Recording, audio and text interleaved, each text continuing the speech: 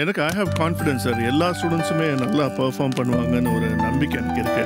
ஏன்னா போன செமஸ்டரில் நல்லா done a very good job. அதனால nothing to worry about it. Thank you sir. Thank you sir. Good morning. Hello madam. So congratulations Madhavi.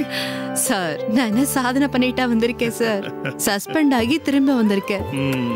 அதுக்கு போய் வாழ்த்துக்கள் சொல்றீங்க. இதுவே பெரிய சாதனை தான் Madhavi.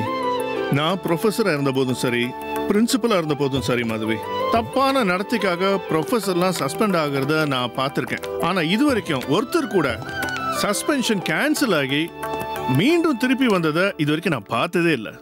This is the first time. அப்படி ஒரு அதிசயம் உன் விஷயத்துல நடந்திருக்கு. இன்னொரு விஷயத்துலயும் நீ சாதிச்சிருக்க மாதவி. பொதுவா ஒரு ப்ரொஃபஸர் சஸ்பெண்ட் ஆனா ஸ்டூடெண்ட்ஸ் அதை பத்தி கவலையே பட மாட்டாங்க. யாரு போனா என்ன, யாரு வந்தா என்ன, அந்த மென்டாலிட்டியில தான் அவங்க இருப்பாங்க. ஆனா உன்னோட கிளாஸ் ஸ்டூடெண்ட்ஸ் மட்டும் மாதவி மேடமே மறுபடியும் வரணும், அவங்க தான் கிளாஸ் எடுக்கணும்னு ஃபைட் பண்ணி உன்னை திரும்ப இந்த காலேஜ் கொண்டு வந்திருக்காங்க. இப்படி ஒரு இன்சிடென்ட்டை இது வரைக்கும் நான் எங்கேயுமே கேள்விப்பட்டதில்லை. In fact it's a miracle and a great achievement too. அப்படிலாம் ஒன்றும் இல்லை சார். சும்மா உன்னை பிரைஸ் பண்ணணுங்கிறதுக்காக நான் அப்படியெல்லாம் சொல்லலை Madhavi. I really mean it. ஒரு ப்ரொஃபஸரோட உண்மையான சேலஞ்ச் என்ன தெரியுமா? பசங்களுக்கு புரியுற மாதிரி பாடம் எடுக்கிறதோ இல்லை பாஸ் ஆக வைக்கிறதோ மட்டும் இல்லை, ப்ரொஃபஸர் ஸ்டூடெண்ட்ஸுங்கிற ஒரு அண்டர்ஸ்டாண்டிங்கையும் தாண்டி அவங்க மனசுல இடம் பிடிக்கணும், பிரியத்தையும் பாசத்தையும் சம்பாதிக்கணும். இந்த காலத்துல அதெல்லாம் அவ்வளவு ஈஸியான விஷயமே கிடையாது. நேர்ல பார்க்கும்போது குட் மார்னிங் சார்னு சொல்லிட்டு பின்னாடி போய் மட்டமா கமெண்ட்ஸ் அடிக்கிற பசங்க தான் இன்னைக்கு நிறைய பேர் இருக்காங்க. அதுக்கேற்ற மாதிரி தான் ப்ரொஃபஸர்ஸும் நடந்துக்கிறாங்க. ஆனா நீ அந்த மாதிரி இல்லை. எல்லா ஸ்டூடெண்ட்ஸையும் உன் சொந்த குழந்தைங்க மாதிரி நீ பார்த்து வச்சிருக்க. It's really amazing Madhavi. Honest to God, என்னோட இத்தனை வருஷ சர்வீஸ்ல உன்ன மாதிரி ஒரு சின்சியரான ப்ரொஃபஸர் நான் பார்த்ததே இல்லை.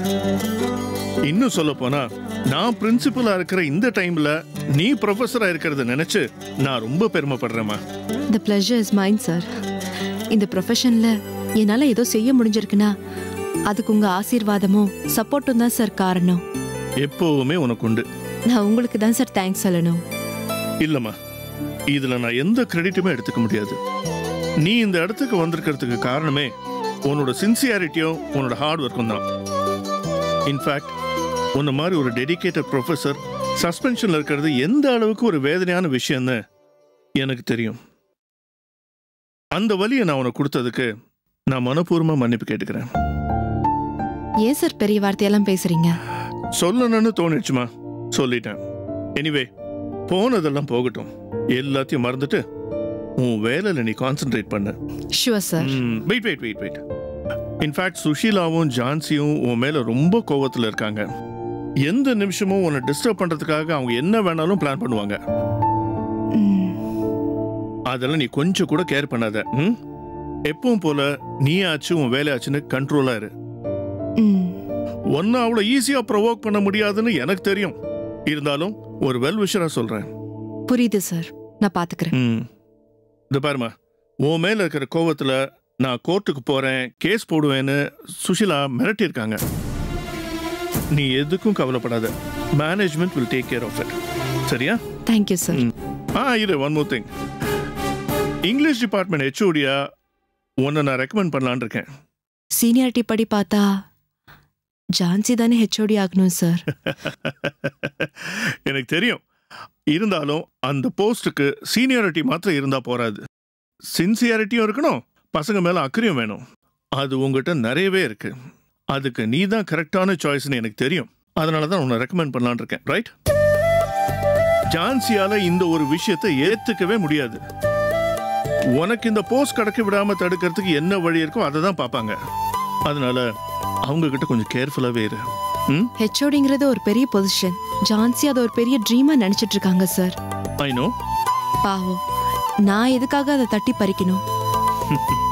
அவங்களே ஹெச்ஓடியா இருக்கட்டும், என்னை விட்டுருங்க ப்ளீஸ். இல்ல மாதவி, நீ விட்டு கொடுக்குறேங்கிறதுக்காக ஜான்சியை கண்டிப்பா ஹெச்ஓடி ஆக்க முடியாது. அது பசங்களோட ஃபியூச்சருக்கு நல்லது இல்லை. என்னை பொறுத்த வரைக்கும் நீ தான் ஹெச்ஓடி ஆகணும்.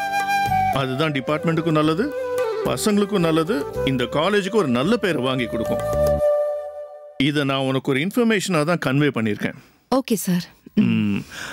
I am wishing you once again all the best. Okay, thank you sir.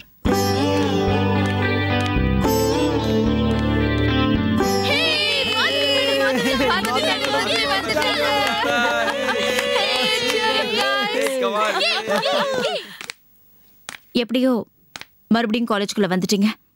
Congrats.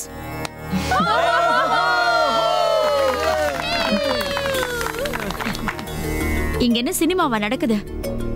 ஏன் இப்படி காட்டுத்தனமா கத்துறீங்க? நாங்க காட்டு பசங்க தான் மேடம். பின்னாடி சதி வேலை பண்ணி இப்ப வந்து நல்லவங்க மாதிரி முன்னாடி கங்க்ராட்ஸ் பண்ற வேலையெல்லாம் எங்களுக்கு கிடையவே கிடையாது. நாங்க காட்டு பசங்க தான். Shut up. ஒரு ப்ரொஃபசர் கிட்ட எப்படி பேசணுங்கிற டீசன்சி கூட உங்களுக்கு தெரியாதா? அது சரி, உங்களுக்கெல்லாம் மொராலிட்டி பத்தியும் டீசன்சி பத்தியும் சொல்லி கொடுக்கிற தகுதி உங்க ப்ரொஃபசருக்கு இருந்தா தானே உங்களுக்கெல்லாம் வரும். ஹலோ மேடம், டீசன்சி, ஒழுக்கம், கல்ச்சரை பத்தி நீங்க பேசாதீங்க. அதுக்கு உங்களுக்கு சம்மந்தமே இல்ல. Mind your words.